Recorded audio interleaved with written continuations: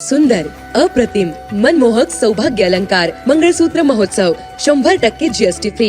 मयूर अलंकार, सराफ बाजार आणि गंगापूर रोड, नाशिक. ताज्या बातम्यांसाठी नाशिक न्यूजच्या यूट्यूब चॅनलला सबस्क्राईब करा आणि बेल आयकॉनला प्रेस करा.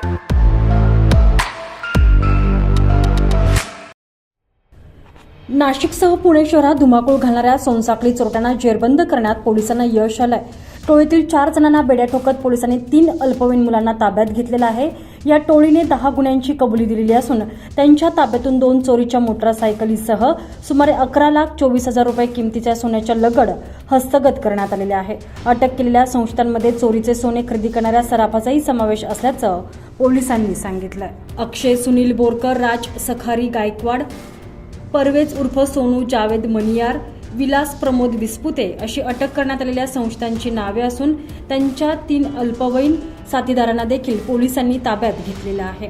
यातील संशयित विस्पुते हा सराफ व्यावसायिक आहे. गंगापूर पोलीस ठाणे हद्दीतील शांतिनिकेतन चौकात गेल्या 29 मार्च रोजी सायंकाळी नातवासोबत घेऊन रस्त्यानं पायी जाणाऱ्या महिलेच्या गळ्यातील 15 ग्रॅम वजनाची सोनसाखळी दुचाकीस्वाराने हिसकावून प्रसाद सर्कलच्या दिशेनं पोबारा केला होता.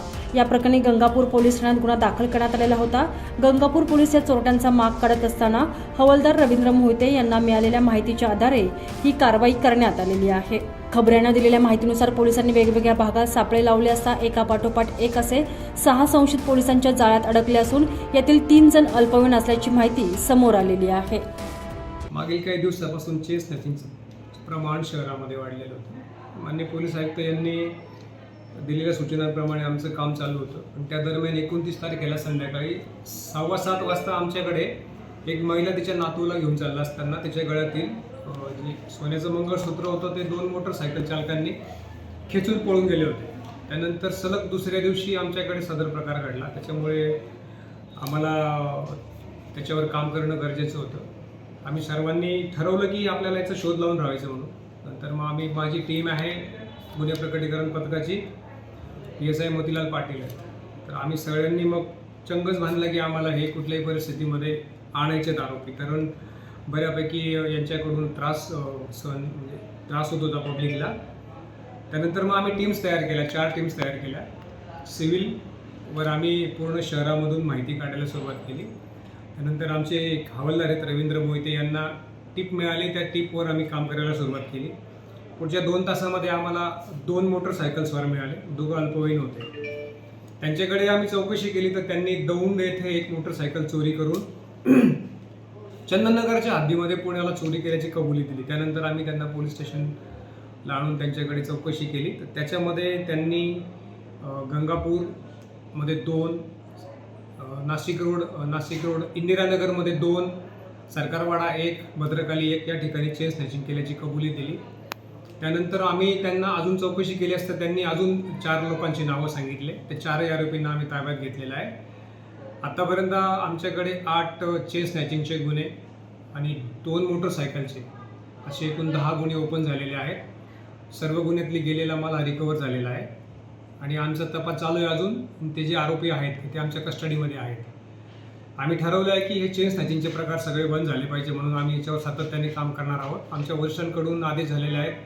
आमचे DCP आहेत किरण कुमार चव्हाण साहेब आणि ACP सरकारवाडा आहेत. हे सुद्धा आम्हाला मार्गदर्शन करीत आहेत आणि त्यांच्या मार्गदर्शनाखाली हे आमचं डेली वर्क चालू आहे. याच्यापुढेही आम्हाला त्याच्यामध्ये यश मिळेल आणि काही गुन्हे अजून उघडकीस येतील अशी आम्हाला खात्री आहे. सर, ही अटक जे आरोपी आहेत त्याच्यामधले सगळे तरुण आहे. त्याच्यात 4 मेजर आहेत आणि 3 जे आहेत ते अल्पवयीन आहेत. अल्पवयीन ते शाळा सोडून दिलेले आहेत आणि ते बऱ्यापैकी घरी नसतात किंवा एका ठिकाणी नसतात. मोटरसायकल चोरी करायच्या, त्याच्यावर स्नॅचिंग करायची, आलेल्या पैशातून मजा करायची किंवा मग मोबाईल्स वगैरे किंवा किमती गॅजेट्स वगैरे घ्यायचे, असे त्यांचे रोजचे उद्योग चालू होते.